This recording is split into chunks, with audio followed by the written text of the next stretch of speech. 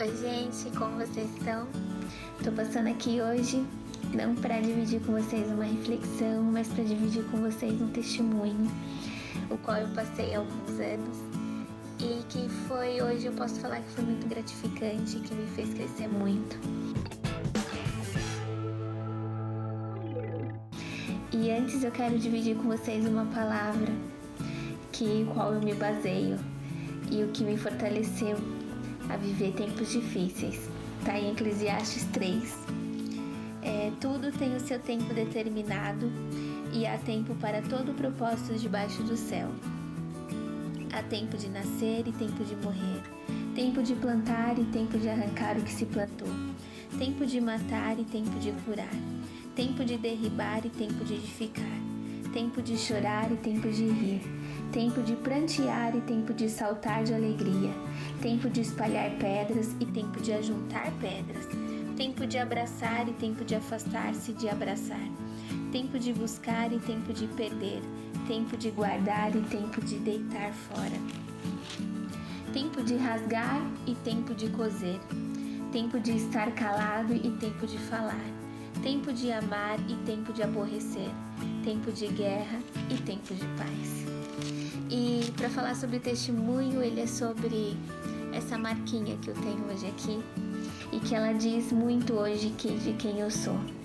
E que eu vivi um desses tempos que foram tempos de chorar, e antes de eu viver esse tempo, um pastor meu que amo muito a vida dele me abraçou e disse que eu ia viver alguns tempos na minha vida, inclusive um tempo de chorar.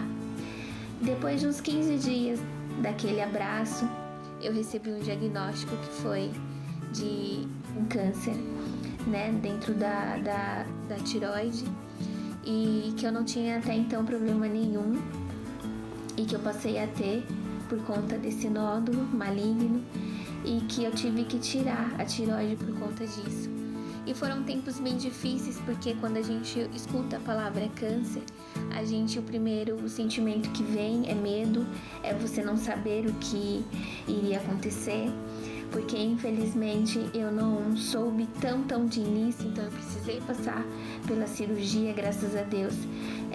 Esse tipo de câncer, geralmente a gente não precisa fazer uma quimio e raramente uma radioterapia, então eu passei pelo processo só da iodoterapia, mas que por fato de ser um órgão tão pequenininho, mas que mexe tanto com o nosso metabolismo, eu tive algumas sequelas depois por conta disso, e até o meu organismo se ajustar a ficar sem esse órgão, né, que a gente, ele é tão pequenininho, mas tão essencial para nossa vida, e eu tive que aprender a não ter mais ele e fazer reposição até hoje, 6 anos depois, né, dessa cirurgia, e eu tenho que repor ainda através de medicamento o que esse órgão fazia antes no meu organismo.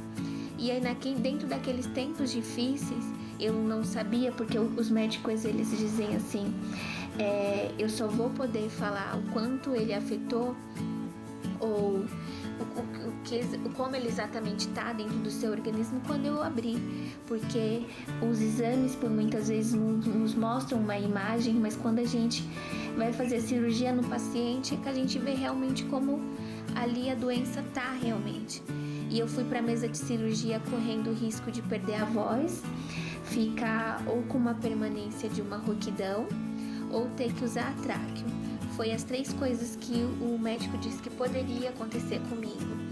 E tanto que no dia seguinte, quando ele veio me reavaliar, né, do pós-cirúrgico, a primeira coisa, na verdade não foi nem no dia seguinte, foi no mesmo dia, porque eu operei bem cedo, e ele passou e ele falou, fala, e que eu falei bem baixinho, ele falou, tá vendo, você não perdeu sua voz, porque eu fico com muito medo de perder a voz. E que às vezes a gente imagina não viver esses tempos, a gente imagina que a gente quer viver só os tempos de paz e não tempos de guerra, tempos de felicidades, não tempos de choro, mas infelizmente esses tempos ruins chegam para todos nós, esses tempos de choro e esses tempos de guerra, que por muitas vezes essa guerra é conosco mesmo, é com a nossa própria alma, é com os nossos próprios pensamentos, é com as nossas vontades, é com aquilo que a gente quer, mas não consegue. E eu entrei nesse tempo de guerra, porque tempos depois eu falei assim, meu corpo me sabotou, então agora eu quero engravidar. E a médica na época disse, não, Renata, seu corpo tá com muitos medicamentos e a chance de você ter um aborto agora é muito grande, então vamos prorrogar. E eu comecei a ver que eu já não tinha mais domínio sobre o meu querer, sobre os meus tempos, controlar a minha vida do jeito que eu queria. Então eu agora vou fazer isso ou vou fazer aquilo, e eu vi que estava nas mãos dos médicos. E por um bom período, por alguns meses, foram dessa forma. Então eu entrei em pânico, tive que fazer terapia para eu entender que aquele tempo era um tempo de cuidado e que, na verdade, aquilo que eu achei que era tempos difíceis, na verdade, o Senhor ele foi encaminhando cada médico, ele foi encaminhando o tempo da descoberta da doença. Foi num tempo de que não foi tão no início, mas ela poderia ter sido pior, né? Eu, graças a Deus, não perdi minha voz, como vocês podem ver, não fiquei rouca, e eu não usei a tráqueo. Essa marquinha, por algum tempo, as pessoas falavam assim, que você não usa lenço, por que não sei o que, e eu não tenho por que cobrir ela, porque é uma cicatriz que me traz hoje muita alegria. É uma cicatriz, como vocês podem ver, ela é bem aparente até hoje. Em fevereiro fez 6 anos que ela tá aqui comigo, e que eu sou muito grata ao Senhor por tudo que Ele fez. E que por mais que eu passei por esses tempos de choro, hoje eu vivo tempos de alegria. Hoje eu posso falar que o Senhor ele me curou. Não somente a cura, ela não vem quando desaparece simplesmente, né? O milagre, ele vem quando desaparece a doença, mas quando você vê o Senhor ele encaminhando cada coisa, cada médico, cada situação, cada carinho, cada oração que o outro tem para sua vida. E graças a Deus eu agradeço ao Senhor por isso. E é isso que eu quero dividir com vocês, porque se você está vivendo um tempo de choro, um tempo de guerra, acredite que o tempo de paz e o tempo de alegria ele vai chegar. Saiba discernir a fase que você está vivendo, para não achar que ela vai ser eterna, senão você vai viver nessa fase eternamente, né? Eu acreditei, eu vivi tempos de choro e eu chorei nesse tempo, porque eu acreditei que eu poderia chorar realmente, né? Era o meu tempo de choro, mas era um tempo também de eu ser forte e de eu acreditar que eu ia passar por aquilo e que eu ia viver aquilo, né? Então eu me entreguei, não me entreguei para ficar em cima de uma cama me lamentando. Eu fui atrás, eu corri e tudo que eu tinha que fazer para passar por aquele tempo eu fiz e eu passei.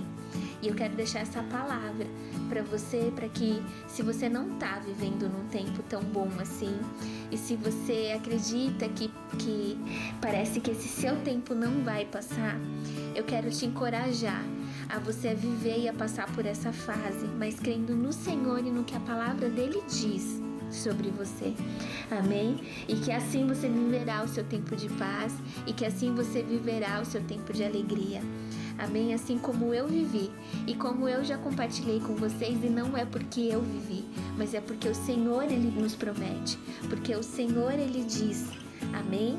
Então, que o meu testemunho ele sirva de impulso para você, e que por muitas vezes a gente não quer receber uma notícia ruim, mas que essa notícia ruim ela não te derrube, mas ela te fortaleça e ela te torna um guerreiro para você viver essa guerra, mas você viver essa guerra com força, né? Para que você possa lutar com o armamento correto, amém? Então não pegue nas suas mãos as armas erradas, né? Senão você não vai conseguir viver essa guerra de jeito nenhum.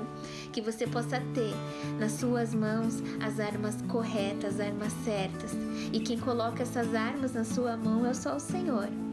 Amém? Então, assim como Ele me fortaleceu em tempos difíceis, que Ele possa fortalecer você também.